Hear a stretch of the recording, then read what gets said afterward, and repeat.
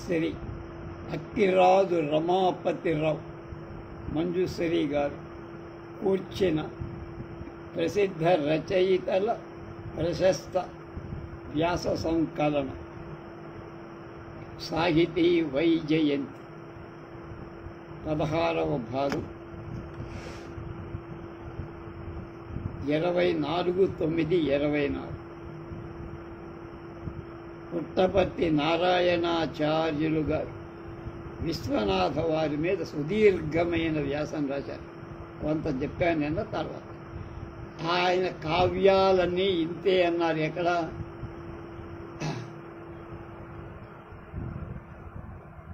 మాకు అర్థం కాలేదు అని విమర్శిస్తే లాభం లేదురా. ఆయన కావ్యాలన్నీ అంతే, మహాకావ్యుల కావ్యాలన్నీ అలాగే ఉంటాయి అని ఆ స్థాయిలో చెప్పారు. తర్వాత చెప్పు, తెలుగుదనం అంటే అతడికి మహాగర్వం. తాను ఎన్ని జన్మాలైన తెలుగు నేలలో వాడిగా పుట్టాలని ఆశ. అవకాశం దొరికినప్పుడంతా తెలుగు పెట్టలు, తెలుగు పాటలు, తెలుగు నదులు అని కలవరిస్తారు. ఆంధ్రరాజుల వైభవాన్ని తలచినప్పుడు అతడికి రక్తం ఉడికెత్తి నేలది లేదే అని కలవరపడు. నాటి తెలుగు నేలలు కడిగి అచ్చటి మట్టి గడ్డలు సైతము నవ మృగీ మదవాసనలు బిగిచ్చినట్టు అనిపిస్తున్నాయి. ఎంత అభిమానమున్నా అతనికి పాపం తెలుగుదనం అంటలేదు. మరి కవిసి కొన్నది ఆంధ్రత్వం, చక్కని జాతీయ పూల గుత్తుల వంటి ఆచ్చిక విశ్వనాథ శైలిలో కనపడు. వారి శైలి సంస్కృత సమాసాల బరువున భుగ్నమై ఇలాంటి శైలియే ఆయనకి తగింది. లేకపోతే ఈ గభీరాలైన భావ సుకుమారమైన భాషలో లగింపక ద్విజేంద్రుని సాంఘిక నాటకాల గతే పట్టి ఉండేది.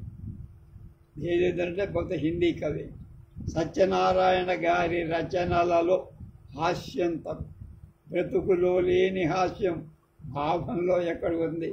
గర్భదారిద్ర్యంలో బతికినవాడు. కానీ అంతటితో అవుతాడా? అంతని తెలుగుతనాన్ని వలనే అందరాని హాస్యానికి కూడా ప్రయత్నిస్తాం. కొన్ని చోట్ల అపహాస్యం కూడా ప్రయత్నిస్తాం. కొన్ని చోట్ల ఆ హాస్యంలో తీక్షణతయే నిలిచి కలుగుతున్న కాసంత నవ్వు పోగొడు. అతని నవ్వు రంగు పువ్వుల వంటి వాసన లేని తన్ను చూసి తనకే నవ్వు. నిష్ఠురమైన ప్రపంచాన్ని ఆశ్రయించి బతకాల్సిన భాగ్యం తనకు పట్టిందే అని తోచక నవ్వాడు. వెకిలి నవ్వు. భవభూతి మహాకవి నవ్వు కూడా అలాంటిదే. ఇంతకు నిజంగా సత్యనారాయణ గారి నవ్వు ఏడవలేని నవ్వు. అతని హాస్యం చూడండి. ఓ స్వామి, అల కొండ కోయతకు నీ యొయ్యార మీ బూది పూతే సర్వంబై నీకు నాయమ స్వభంగు ఏ నచ్చి కన్నారు అయ్యా సంతానమునెంగుమోమొకడు వెంతౌ నార్ముగాలొక్కడో హౌ సౌరావద కాకరుండొకడు అదేమో కాని విశ్వేశ్వర అంటాడు. శివుణ్ణే మేలవాడు. నాకు ఈ గద్యం చూసినప్పుడు నవ్వు రాల. మహాకవికి ఎంత చాపల్యం లేకుంటే బాగుండదా అనే పశ్చాత్తాపం. ఈ హాస్యం జీవితంలో రచనలు లేకపోబట్టి వీరి సంభాషణలో శక్తి కాదు, రక్తి తక్కువ. ఆంధ్ర సాహిత్యంలో సత్యనారాయణ గారు తాకక విడచినటువంటి మార్గంలో ఖండకావ్య మహాకావ్యాలు రాస్తున్నారు. కథలు నవలలు రాశారు. గేయ కావ్యాలు పాడారు. వారు వ్రాసిన చాటువులలో గేయాలు ఇంకా స్వతంత్రంగా ఉన్న పద కవిత ఎన్నో ఉన్నాయి. వీటిలో పాత కొత్తల నడిమ దారిని సమన్వయించుకోవటంలో బాధ కొద్దిగా ఉన్న విశిష్టత మాత్రం లేకుండా వారి పదరచనలలో చక్కగా పండినవే కిన్నర సానిపాట. దీని ఎందని కథావస్తు వారు స్వయంగా తయారు చేసుకొని ఇందుకు ఆధారంగా ఉన్న వస్తువులు రెండు. ఒకటి భద్రాద్రి దగ్గర ఒక కొండ, ఆ కొండ చుట్టూ ఉన్న ప్రవాహం. ఆ ఏరే ఈతడి రచనకు తెలుగు సాని కిన్నెర సాని అయిన వెళ్ళాం. కిన్నెర సాని ప్రాజెక్టు కూడా ఉంది. ఈ ప్రత్యక్షం చేసుకోవటానికి పూను ఆ సన్నివేశాన్ని చూసినప్పుడు పెనుగొండలోని బృందావనాన్ని చూసి సుక్తిమతి కోలాహల గిరికా పాత్రలు సృష్టించిన భట్టుమూర్తి నా జ్ఞాపకం వస్తాడు అంటున్నారు పుట్టపర్తి. ఒకటే దృశ్యం, రెండు హృదయాలు, భిన్న రీతులు, భిన్న లక్ష్యాలకు ఆధారం. ఇద్దరు కాలాన్ని అనుసరించి అతడు పాండిత్యాన్ని కృమ్మరించి మెదడును వంచి బలి అనిపించి ఇతడు తాను వాపోయి పఠితలను ఏడిపించాడు. రసనాళాలను దాటి రసము యొక్క మేరలు తడిమారు. కిన్నరసాని రసాక్కుడు. అందుచే ఆమె ధ్వని వైఖరి భూని మగడు శిలా సదృశుడైన మగవాడు రాయి అయ్య. ఇద్దరకు కలిగినదొకటే దుఃఖం సంభవించి భిన్న పరిణామం. అలా కలగటానికి కారణం స్త్రీ పురుషుల జన్మల మూలతత్వంలో ఉన్నదే ఈ భేదం. ప్రకృతి రూపిణి అయిన స్త్రీ రసాకుడు, ముగ్ధ లలిత స్వరూపుడు. పురుషుడు స్త్రీ కన్నా గంభీరుడు, ఉదాత్తుడు. వాడి హృదయం దుఃఖం చేత పగులునే కాని అది ప్రవహించదు.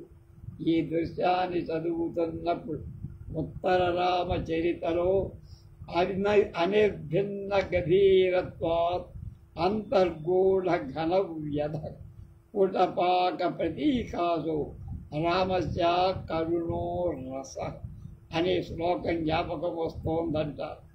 ఈ భిన్నతత్వ రహస్యం ఎంత సునిశితంగా అర్థం చేసుకున్నవాడు విశ్వనాథ్.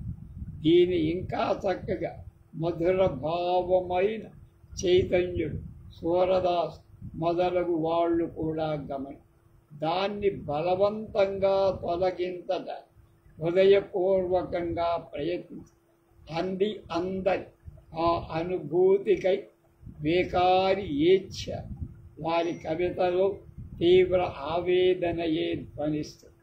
ఆంధ్ర ప్రశస్తిలో లాగా కిన్నెరసాని పాటలలో రసావేశం కట్టులు తాకి వరసి ప్రవహించి కిన్నెరసాని దుఃఖాల్లో ఒక వనమే కాదు, తెలుగువారి బ్రతుకులన్నీ పాట అయిపోయి. అది ఒక విలక్షణ కాదు, ఒక ప్రత్యేక రచనా పద్ధతి దారి తీస్తుందనటంలో సందేహం లేదు. విశ్వనాథ కిన్నెరసాని ఈ రెండు అనుస్యూతాలు ఆంధ్ర సారస్వతంలో నిక్కచ్చిగా నిలుస్తాయి. సాంకేతికమైన కావ్య దృష్టితో చూసిన కిన్నెరసానిలో పులుముడు ఎక్కువ, అందుకే దాన్ని చదవరాదు. మరి ఏం చేయాలి? పాడాలన్నారు. కంఠమెత్తి పాడినప్పుడు ఆ ఆమ్రేడితమే సౌందర్యంగా మారి భావ దృష్టికి తోడుగా ఓనాథ ఓనాథ అని 4 సార్లు అన్నప్పుడు ఈ 4 సార్లను వివిధ స్వరాలతో మెళవించిన పదం ఒక్కటి అయిన అనేక భావాలు రాగాల కన్నా స్పష్టాలుగా కనిపిస్తాయి. దీనితో లీనత అబ్జార్బ్ అవటం అనే ధర్మం ఎక్కువ. ఇతర కావ్యాలకు గేయ కావ్యాలకు ఉన్న భేదంలో ఇదొకటి. ఒక్కొక్కసారి ఈతడు భావాలు క్రమంగా పరిపోషించి సింహావలోకన న్యాయంగా వెనక్కి చూస్తారు. ఆ పద్ధతిలో పూర్ణ తన్మయీ భావానికి దారి ఉంది. వాక్యం పూర్తి కాకుండా నిలిచినప్పుడు ఎంతటి మూఢుడికైనా వెనక్కి తిరిగి చూడాల్సి వస్తుందిగా. జలదేవతలు వచ్చి నెలతకి నరసాని పదమంచు బలవంత పెట్ట మరి పతి చుట్టూ తిరిగి కిన్నెరసాని వలవలా ఎచ్చింది వలవలా కనుక్కుంది పలపలా కనుక్కుంది. జలదేవతకు వచ్చి చంపెత్తది గుట్ట విడవలేక విడలేక పడది కిన్నెరసాని చనలేక చాన కిన్నెరస పోలేక బాల కిన్నెర.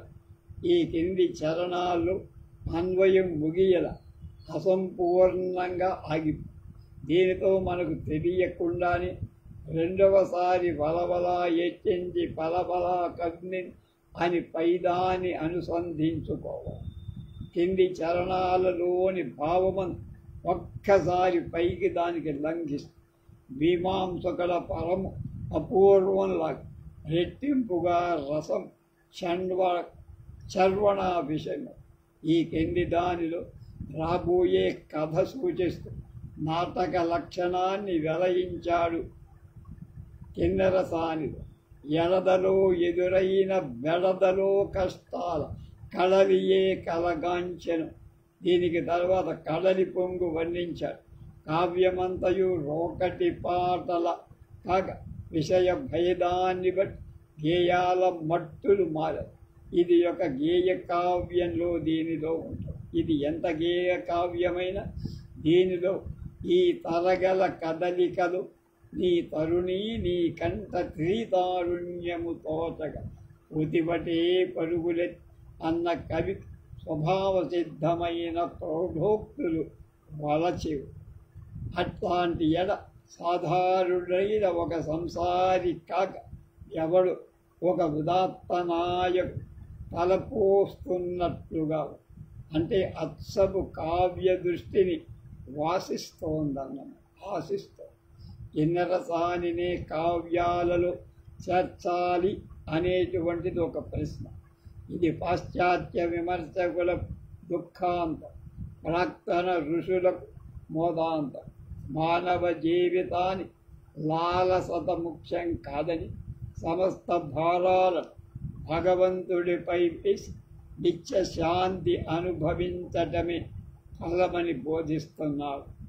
వైషయికమైన అనురాగం అంతకంటే తీవ్రమైన పవిత్రమైన భక్తిగా జీవితాలను అంతరిస్తే దైవిక గుణమైన ప్రేమ నశింపదు, అది నిత్యం అని ఘోషించారు. నిష్కల్మష ప్రేమ భగవంతుడు దగ్గరే ఉంటాడని చాటి చెప్పు. కిన్నెర దాని మగడు బ్రతికి పవిత్రుడు, చచ్చి కూడా పవిత్రులయ్యారు. ఇంకా ఈ కావ్యం మోదాంతం కాక మరేమిటి అంటున్నారు ఆచార్య. ఇక వీరు వ్రాసిన నవల వీరి యందు నేను చూసినవి మూడే. ఈ మూడు కావ్య సృష్టి నవలుగా కాక కావ్యాలుగా నాకు అనిపించాయి అన్నారు. సత్యనారాయణ గారు నవలలు వ్రాయటం, భవభూతి నాటకాలు వ్రాయటం వంటిదే. నవలలకు కావలసిన పద్ధతి టెక్నిక్ లేదు. మనవారు నాటక రచన సాహిత్యానికి ప్రధాన ఘట్టంగా నిర్ణయం. నాటకకారుడు సహస్రాక్షుడు 1000 కళ్ళుండాలి. హృదయాన్ని సంపూర్ణంగా అదుపులో ఉంచుకొన్న ఋషికి నాటక రచన సాధ్యం. తన్ను మరవనేమి తన్మయీ భవనం కావాలి. ఈ రెండు ధర్మాలు ఆవేశపరులకు సామాన్యంగా అంటుకో. ఈ రెంటిని సమన్వయించుకున్న వాళ్ళు నాకు తోచినంతవరకు భాస, కాళిదాస్, దిగ్నాగుడి వంటి కొందరు. తక్కిన వారి సార్వత్రిక దృష్టి ఉన్న రససిద్ధి లేదు. రససిద్ధి ఉంటే వశిత్వం లేదు. భవభూతి నాటకాలలో పరిమాణంలోని మితి, సెన్స్ ఆఫ్ ప్రపోర్షన్ తక్కువ. దీనికి మాలతీ మాధవం ప్రబల సాక్షి. ఇక రససిద్ధి లేక పాండిత్యాన్ని కృమ్మరించి తృప్తిపడి నాటకకర్తలు సంస్కృతంలో ఎందరో ఉన్నారు. నవల, కథలు మొదలైన వాటికి నాటకానికి వేరువంత భేదంలో ఇవి నాటకంలో గొప్ప పదార్థాలు కాకపోయినా ఆ తెగలోనే చేరిన వస్తు. వాటిని రచించటానికి నాటకకారుడి వంటి మనస్తత్వం ఉండాలి. విశ్వనాథ మహా ఆవేశ్. మరి అతని గ్రంథాలు కావ్యాలు కాక నవలలు ఎలా అవుతాయి? కాకపోతే చింతదు. కావ్యవాలుగా అభ్యాయికలుగా చదివాను. చెలియలి కట్ట ఒక అనర్ఘరచ. ప్రారంభం మొదలుకొని చివర దాకా ఒక ఆత్మవేదన ఛాయారూపంగా పాలి. మన యువకులు ఎన్ని ఉపసిద్ధాంతాలకు ఎరగుతున్న పాశ్చాత్య విద్యా ప్రాచ్య హృదయం యొక్క పునాదులనే కదిలించి వేసి ఆదర్శాలని కొత్తగా నిర్మింపబడి అవి హిందూ హృదయంలో తయారైనవి కావు. మరి దిగుమతి సరు వాటికాటి వీని ధాటికి ఎందరో యువకులు నైతికంగా దెబ్బతిన్నారు, పాడై. చిన్న పెద్ద అనే తారతమ్య జ్ఞానమే పోయి ఎవడైనానే ఏ మాట అయినా మాట్లాడచ్చు.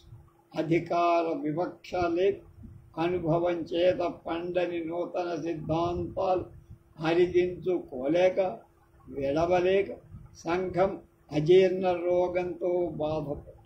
వీటి చేత తీవ్ర పరిణామాలు కలిగి దారుణతర ప్రళయానికి దారి చూపిస్తుంది. దాస్యాన్ని గౌరవంగా అనుసంధించుకొనుతుంటున్నాము. ఈ విషమ స్థితులను అరికట్ట గ్రంథకర్త సర్వ విధాల ప్రయత్నించారు.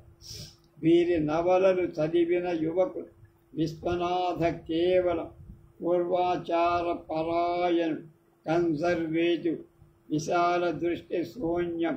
అలాంటి వాళ్ళు మన దేశంలో ఇవాల్టి పరిస్థితులలో పనికిరారని తీవ్రంగా వాదిస్తారు. ఈ వాదానికి కొంత సత్యం లేకపోలా, కానీ ఆ మాత్రానికి అతన్ని తోసేయటం మాత్రం కృతజ్ఞత. నిజమే, గ్రంథకర్త హృదయం ఉన్నవాడు ప్రాచ్య భాషల సాభిప్రాయ గౌరవం గుర్తించినవాడు. మన వంటి బానిస కాదు, స్వతంత్రుడు. అతనికి కలుగుతున్న దుష్ట పరిణామాలను చూసి హృదయం మండి మన జాతీయతా స్వరూపాన్ని వ్యక్తీకరించి బుద్ధి చెప్ప పూనుకున్నాడు. దానిలో తనకు తెలియక కాసంత అభినివేశం సందు చేసుక. నేడు ముఖ్యంగా మన సంఘంలో ఇటువంటి రచయితలు కావాలి. మాది అనే అహంకారం చచ్చినందువల్లనే మన జాతి క్షీణించి ఈ అహంత రెచ్చగొట్ట. అతని కన్జర్వేటిజం చాందానికి క్షమాపణ ఉన్నది, కానీ మన ఎక్స్ట్రీమిజం అతి మాత్రం జాతిద్రోహం. దేశద్రోహం. ప్రపంచమంతటినీ ప్రేమించే విశాల దృష్టి కలవ నికరంగా సన్యసింపవచ్చు. వారికి స్వరాజ్యం ఎందుకు, బతుకెందుకు? కొండలాగా కొందరు ఇలాగా వాదిస్తారు. సత్యనారాయణ ఎదుటివారి దుర్బల అంశాలు మాత్రమే ఎత్తి చూపి ఖండిస్తాడా? కొంచెం దృఢాలైన వాటి జోలికి పోడా? వాడికి తలపితో తన సనాతనవాదం నిలవదేమో అని భయమా?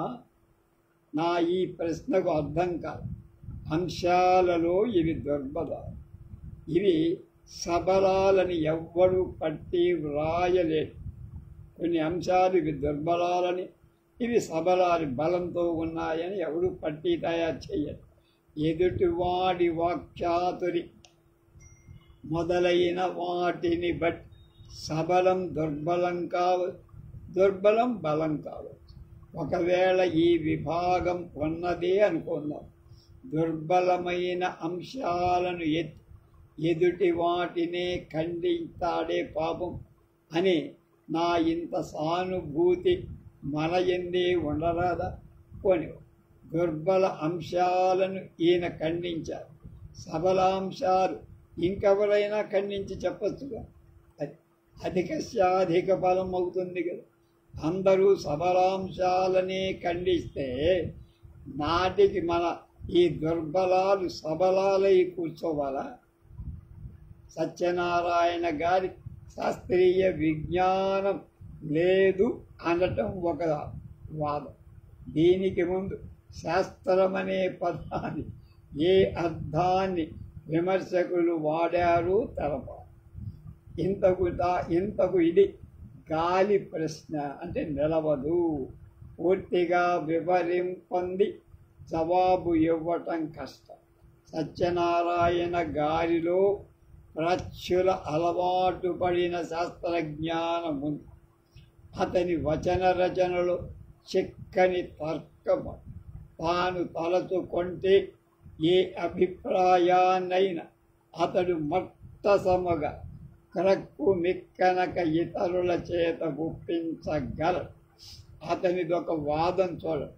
సాధారణంగా ఇంగ్లీష్ చదివినవాడు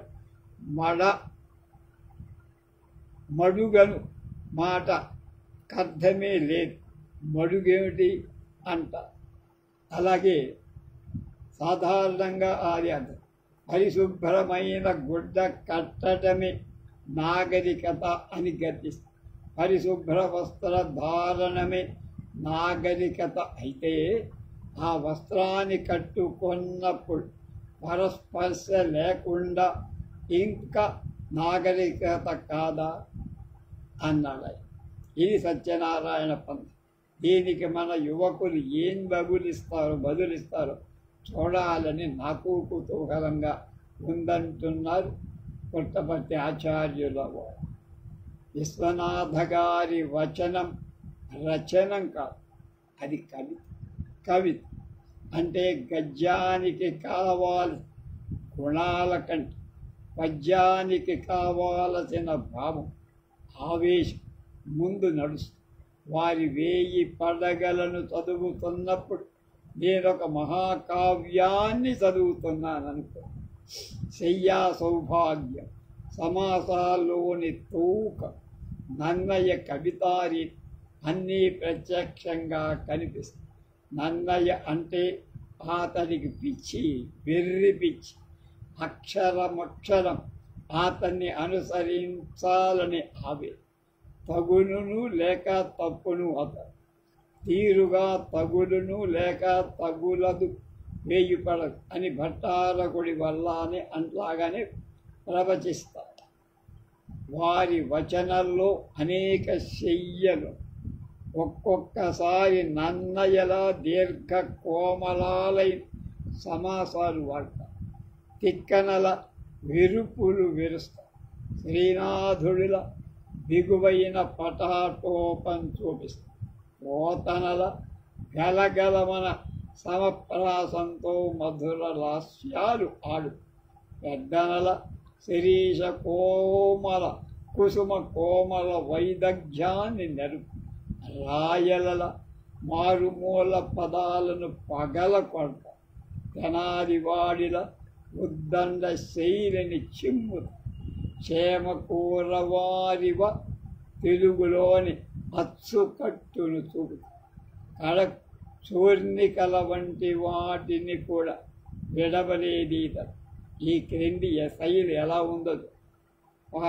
పగదీరిన దన్న పాపరేట్ ప్రక్కలొరయచు నసారంధ్రనెక్కి రంధ్రమునెక్కి మెదడులో పీఠము పెట్టగా శ్రీకాళహస్తీశ్వరుడు మల్లికార్జున దేవుడు మహాభక్తుడు త్రేతాద్వాపర సంధి నాటి గజర బాధచే పెట్టిన ఘీంకారం వంటి హృదయ విదారణమైన ఘీంకృతి వినపడిన దానికి 1000 పడదు.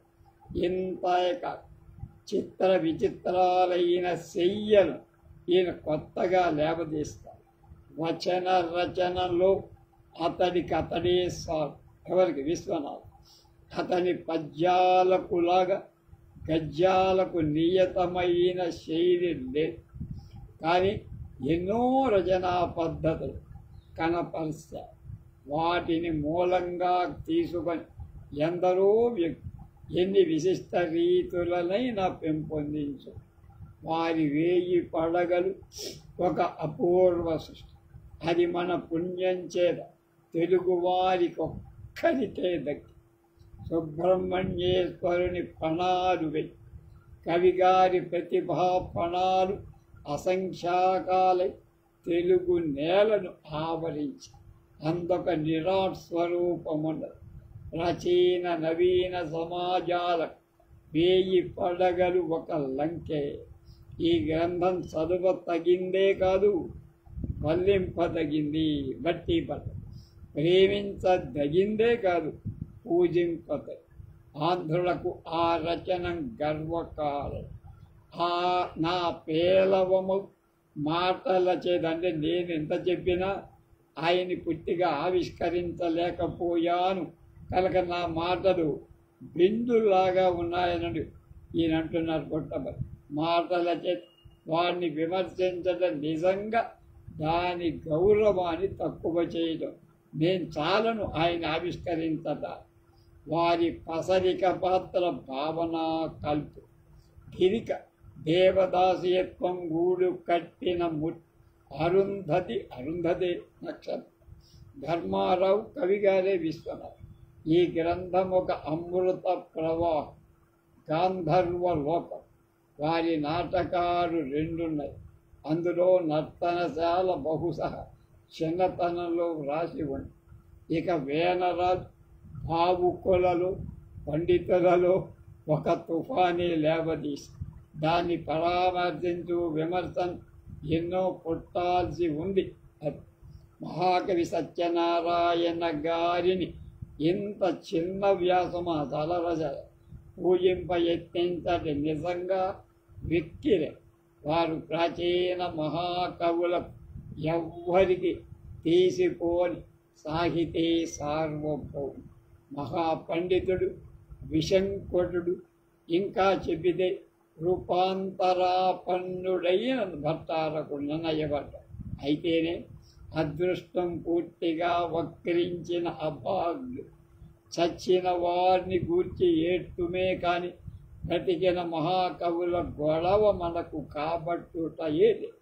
వారికి గుడివాడలో జరిగిన సన్మానం నూలుపోగు గజారోహణం చేశారు.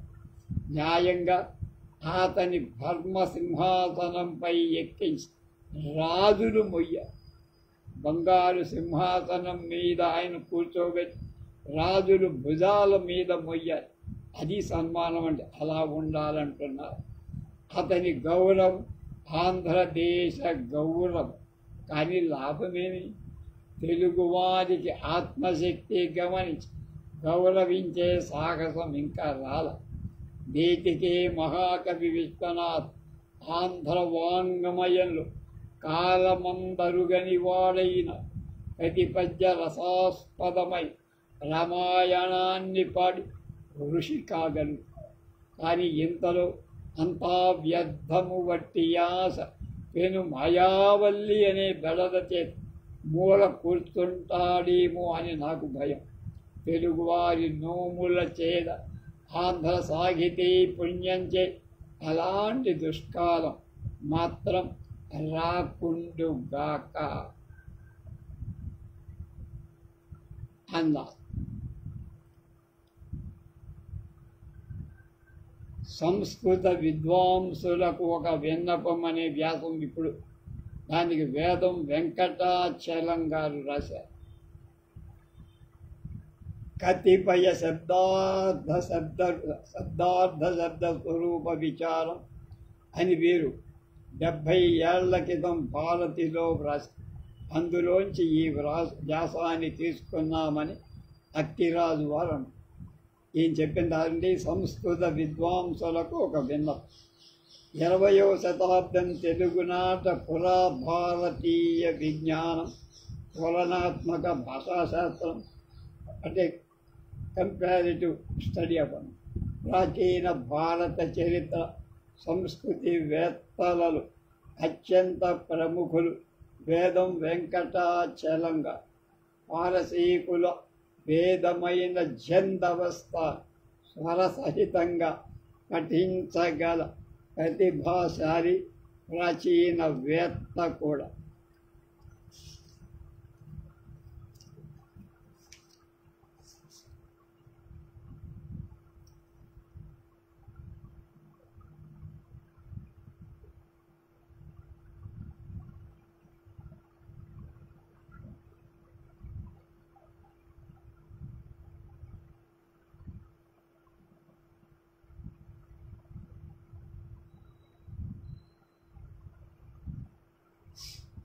స్వామినః మీ ఎత్తి మహాత్ముల పాదధూళి మా శిరమున అంటజాలు.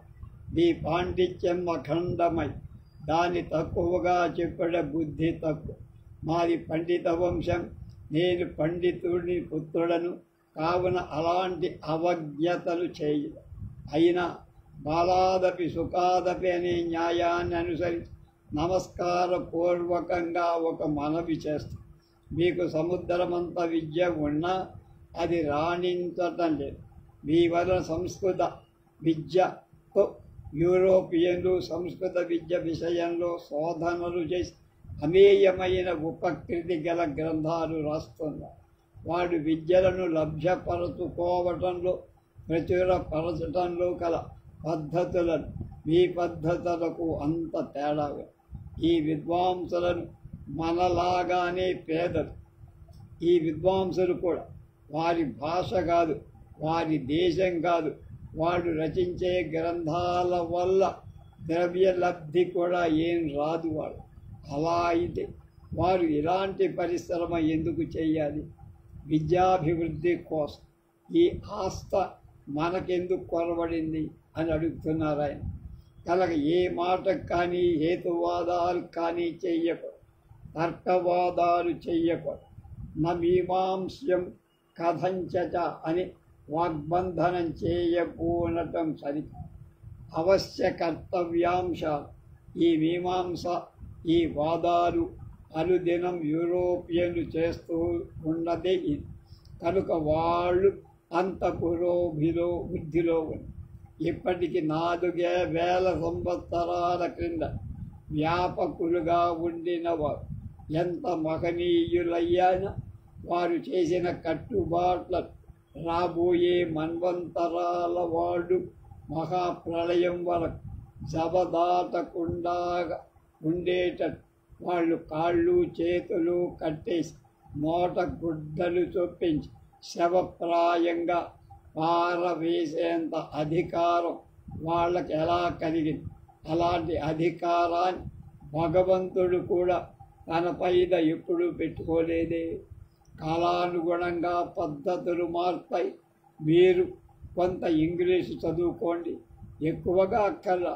సంస్కృతాన్ని గురించి ఇంగ్లీషు విద్వాంసులు అప్పటికి వ్రాయేసే గ్రంథాలు అన్వయించుకునే శక్తికి కావలసిన ప్రవేశం ఉంటే చాలు.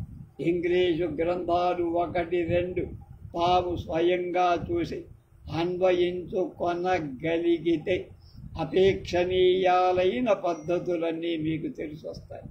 ఇంగ్లీషు విద్యను కొందరు కర్మఠులు చండాల విద్య అని చెప్పటం.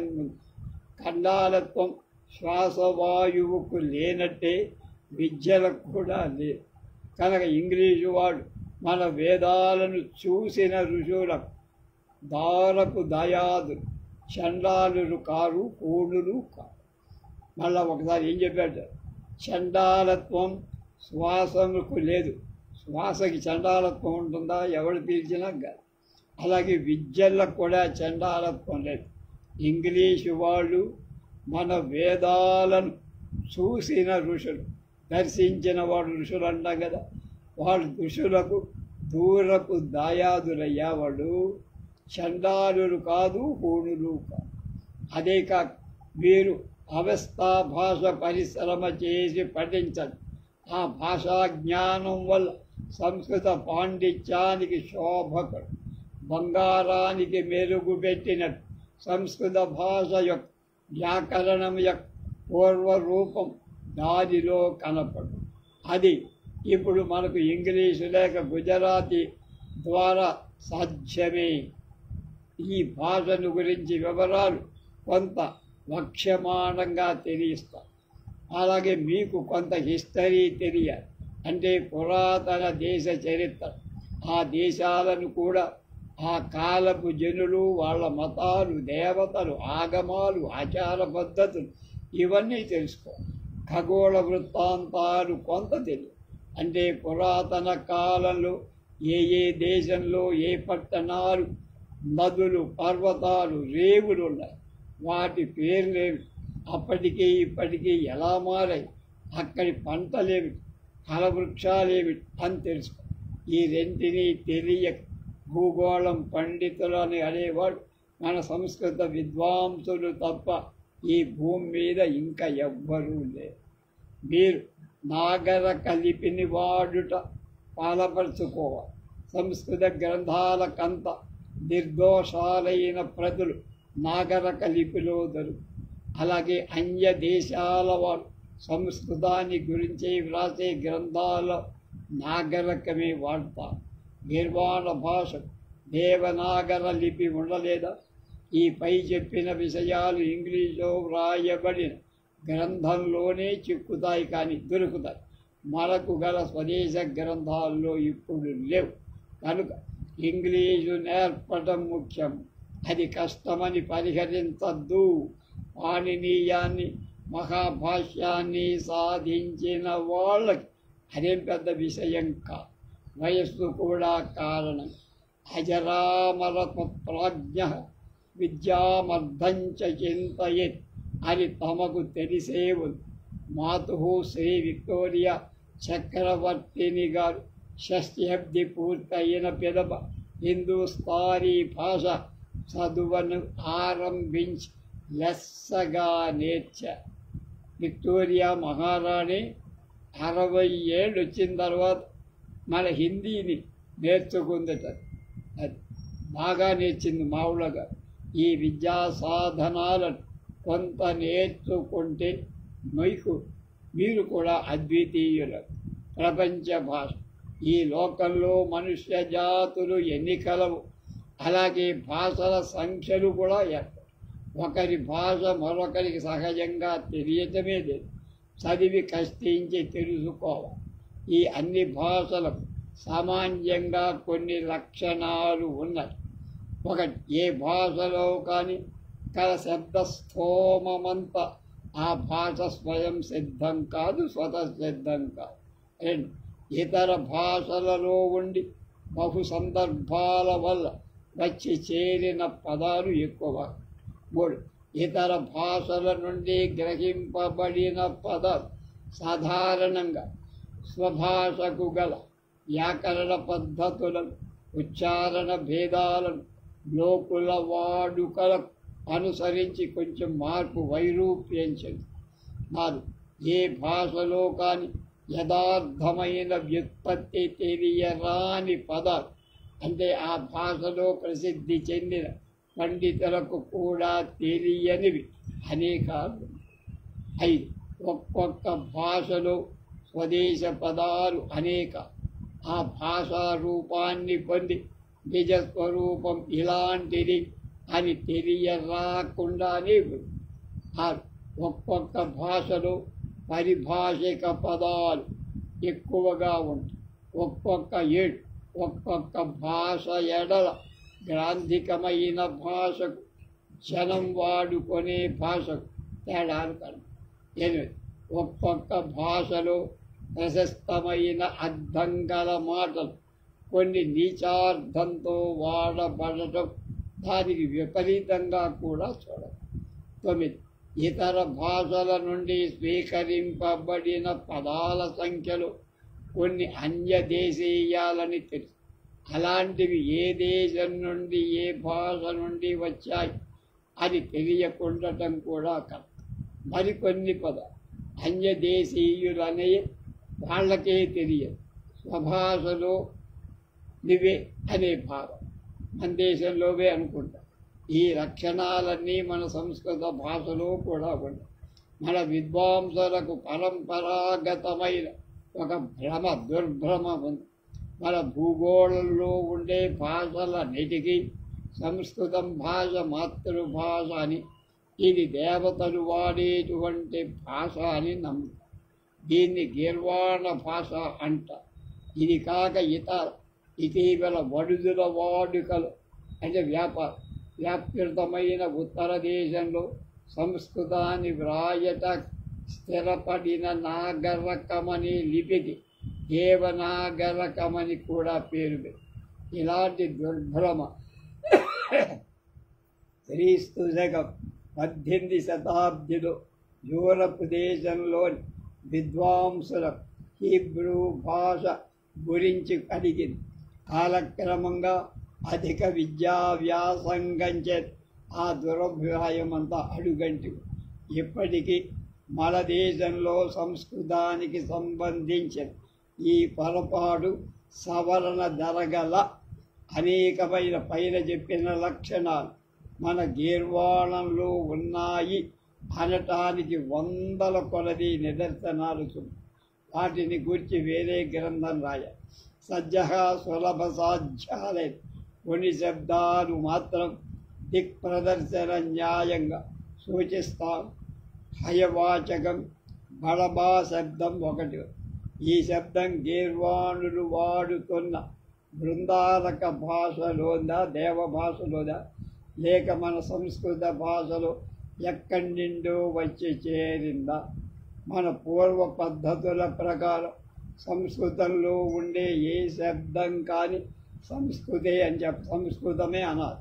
దానికి సంస్కృతంలో ఉండే సాధన సంపద వల్లనే వ్యుత్పత్తి కలిగించాలి. యథార్థంతో నిజంతో పనిలేదు. ఈ శబ్దానికి ప్రసిద్ధమైన నామలింగ అనుశాసన వ్యాఖ్యలతో చెప్పబడి వివరణం చూడబడు. క్షీరస్వామి బలం బలం భయం వాతీతి బలబ. భానూజీ దీక్షితుడు చెప్పాడు. సుప్రసిద్ధమైన భట్టోజీ దీక్షితుడు కుమారుడు. బలం సామర్థ్యమతి శతయుతం అస్య బలం వాతీతి బలేన వ్రజతి గురుబాల ప్రబోధి వలతే ఇతి బడబా వల సంచలని భయో ఐశ్చక. క్రీస్తు శకానికి 500 ఏళ్లకు ముందు పారసీక దేశంలో ఛాయమాన ఆల్కెమిస్ట్ అనే అచామినస్ అనే వంశంలో పుట్టినవాడు. సామ్రాజ్య పదాన్ని అధిష్ఠించిన చక్రవర్తులు ఏలేవారు. వారి కాలంలో భరతఖండంలో సింధు నదికి పశ్చిమ భాగమంతా వాళ్ళ ప్రభుత్వం లోబడి ఉండే. పారసీక దేశంలోని గుర్రాలు దేహంలో ఉత్పన్నతాలు కష్టానికి ఓర్చ కలిగినవిగా, అరబ్బీ గుర్రాలు కురుసలుగా అందమైనవిగా జనాధికాలై ఉంటాయి. జవాధికాలు అంటే బలం ఎక్కువ, పరిగెత్తేసి. ఈ ప్రాచీన చక్రవర్తులో ఒకరు ఈ 2 జాతులను కలయతోరిన ఎడల ఒక ప్రశస్తమైన సంకర జాతి ఉత్పత్తవుతుందని భావించి అలా పుట్టిన అశ్వాలు అరబ్బీ గుర్రాల శవనాస్వాదుగా అంటే వేగంగా పరిగెత్తేవి. పారసీక గుర్రాల్లాగా బలిష్టాలుగా వెలువడ్డాయి. వీటిలో స్త్రీ ప్రకృతికి ప్రాశస్త్యం కలిగింది. వీటిలో శ్రేష్టమైన వాటిని సామంతులకు ఇతర దేశాధిపతులకు బహుమానంగా ఇస్తూ ఇచ్చారు. క్రమేణా వాణిజ్య వాహిని కూడా ఏర్పడింది. ఈ ఉత్తమ హయాలు బాగా వేగవంతాలని సూచిస్తూ వీటికి బాద్షా అని పేరు పెట్టి బాద్షా ఈయది అన్వర్ధనామం. పాణనీయ ప్రక్రియతో అవసరం లేని వ్యుత్పత్తి.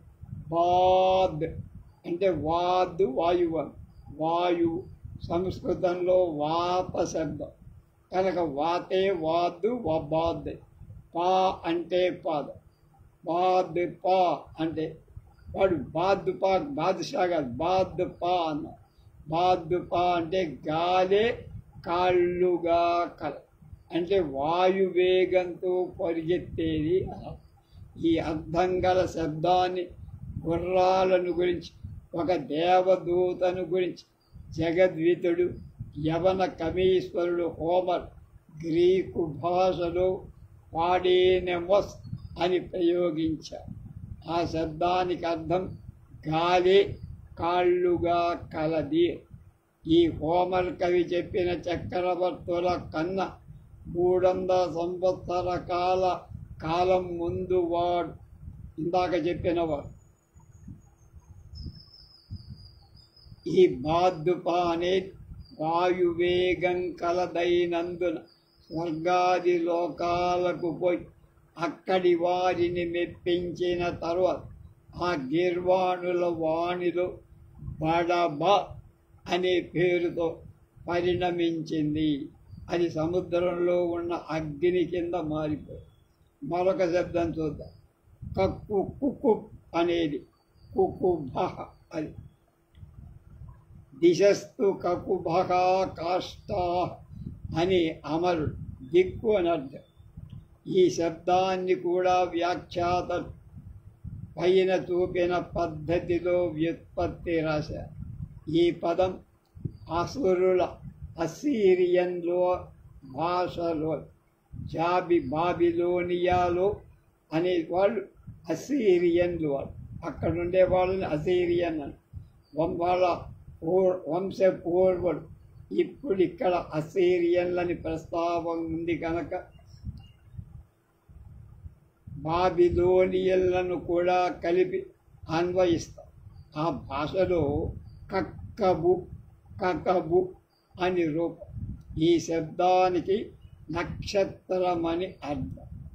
అసీరియనుల గుణాలలో చేరిన అరబ్బు భాషలలో ఈ మాట కొంచెం భేదంతో స్థిరపడి కౌకబ్ అంటే నక్షత్రం. ఈ అసీరియన్ పూర్వ దేవగణమే. వీరు దేవతల కంటే మాలాకాలం ముందుగా అనేక విద్యలు నేర్చింది. వాళ్ళ వల్ల దేవతలు, మనుష్య జాతులు అనేక విషయాలు తెలుసుకొని వాళ్ళ ప్రతిభా విశేషం వల్ల ఈ జ్ఞానాన్ని వృద్ధి చేసుకున్నారు. ఇలాంటి విషయాలే చేరింది జ్యోతిష్ శాస్త్ర విజ్ఞానం. నక్షత్రాలు, రాసులు, దేశాది స్థానాలు మొదట కనిపెట్టి ఈ భూమి మీద వ్యాపింపచేసిన వాడు ఈ అసీరియన్లనే చెప్పారు. పూర్వకాలంలో చీకటి రాత్రులలో కొండ గుర్తులు లేని ఎడారి ప్రదేశంలో, కొత్త దారులలో, నడి సముద్రంలో దిక్కులు ఎలా తెలుస్తాయి?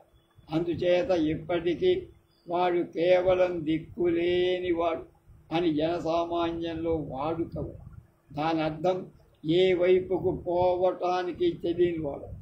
అలాంటి సందర్భంలో నక్షత్రాల వల్ల దిక్కులు గుర్తించుతూ వచ్చి నావికాయాత్ర చేసే వాళ్ళకి నిత్యకృత్యం. వారు బాల్యాదారభ్యం చిన్నతనం ఈ నక్షత్రాలను, వాటిని బట్టి దిక్కులను గుర్తించటానికి అలవాటు చేసుకుంటాం. ఈ కారణం వల్లే దిక్కులను, నక్షత్రాలను అభేద అధ్యవసాయం కలిగి దీనికి ఆ పేరు నిలిచిపోయింది. కకుబ్ అనేది దిక్కుకి మారు పేరైంది. ఇంకొక పదం వృక్షం, అది కూడా నక్షత్రవాచ్యం. వృక్షాచ్చ భల్లభాలుక అని అమరుడు చెప్పారు. భల్లూకం ఎలుగుబంటికి కూడా వృక్షం అనే పేరు. నక్షత్రం వృక్షభం. ఈ వాక్యంలో వృక్ష శబ్దం నక్షత్ర నామ పర్యాయ పదం. కానీ ఏమిటి కారణం? కృష్ణాష్టమికి వేర్ల పండగకు ఏం సంబంధం? ఈ సంబంధం సంస్కృత భాష ప్రపంచంలో ఎవరికీ తెలియదు. జ్యోతిష్ శాస్త్రజ్ఞులని చెప్పబడిన అసురుల పూర్వం ఇప్పుడు మనం సప్తఋషులని చెప్పే నక్షత్ర కూటాలకు ఎరుగొడ్డని పేరు పెట్టాం. నక్షత్ర కూటాలకంత ఒక్కొక్క దానికి ఒక్కొక్క ఆకార సామ్యం భావించి మీనం, మేషం ఇలాంటి పేర్లు పెట్టి వీరు ఈ సప్తర్షి మండనానికి భల్లూకం అని పేరు పెట్టి దేవతలు ఈ విషయాన్ని బోధ చేసుకున్న వాళ్ళై ఆ నక్షత్రరాశి మొదట భల్లూక నామంతో వృక్షమని పేరు. యువతల కొంతకాలాన్ని సప్తర్షుల బియన్మండలంలో చోటు కల్పించడం అవసరం కాగా వాడికి ఒక్కొక్కరికి ఈ వృక్షరాశిలో ఒక్కొక్క నక్షత్రాన్ని ఇచ్చేసి ఆ ఋషులను అక్కడ చేరవేసి అప్పటి నుండి ఇది సప్తర్షి మండలమై పూర్వ చరిత్రం విస్మృతమై అయిన చాలా కాలం ఎరుగుగొడ్డుకు నక్షత్రాలకు సంబంధం కలిగి ఉండినందున ఏ నక్షత్రంతో సంబంధం లేక జ్ఞాపక శుద్ధి లేనందున వృక్ష శబ్దం భల్లూక వాచకంగా నక్షత్ర సామ్య వాచకంగా.